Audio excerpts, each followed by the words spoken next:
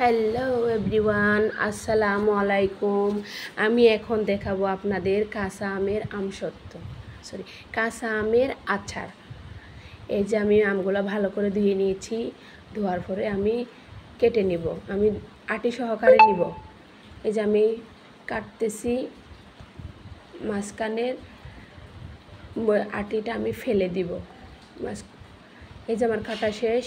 এদিকে আমি একটা কড়াই বসাইছি, কড়াইতে পর্যাপ্ত পরিমাণ সরিষার তেল দিয়েছি। আমি এখানে হাফ কেজির মতো সরিষার তেল দিয়েছি, কারণ আমি আম নিয়েছি প্রায় 1.5 কেজির কাছাকাছি। এই যে আমি দিয়ে দিলাম লবণ, আস্ত লাল মরিচ, আস্ত গুঁড়া মশলা, দিয়ে দিব রসুন কুচি, 1 কোয়ার মতো রসুন দিয়েছি। আমি নেড়ে চেড়ে আমি ভাজবো।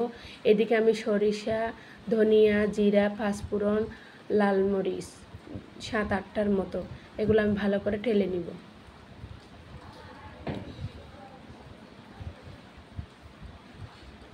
এই যে ঢালা শেষ। এদিকে আমি একটু কালারের জন্য দিব হলুদের গুঁড়া, দিয়ে দিব আমগুলা।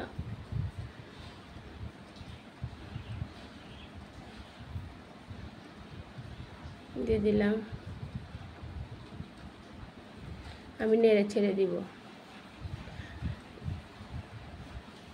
রসুন পুড়ে যাবে, তো না নাড়লে পরে রসুন পুড়ে যাবে। এদিকে আমার ভাজা শেষ, আমি এগুলাকে ব্লেন্ড করে নিব।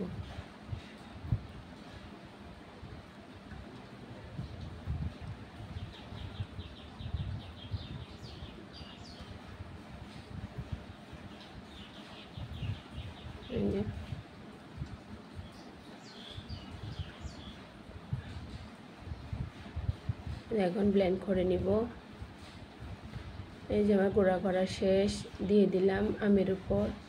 এখন আমগুলো আমি ভালো করে নেড়ে ছেড়ে দিয়ে দিব চিনি।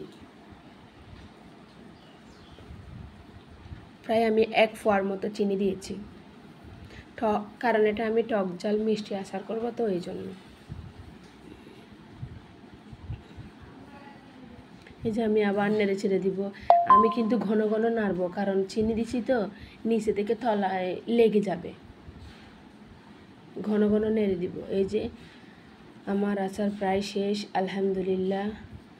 সবাই ভালো লাগলে লাইক, কমেন্ট, শেয়ার করিয়েন।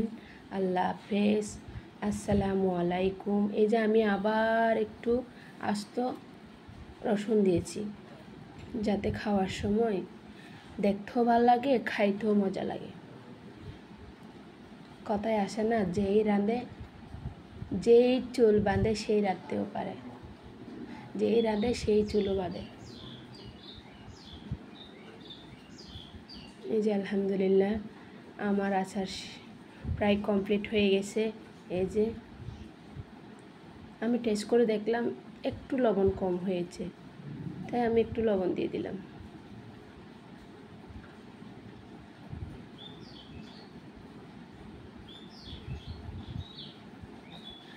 আমার অনেক কিছু ভুল হয়, বুঝছেন, ভয়েস দিতে গিয়ে, দেখাতে গিয়ে। আপনারা ভুল হলে ক্ষমা করে দিয়েন, কারণ আমি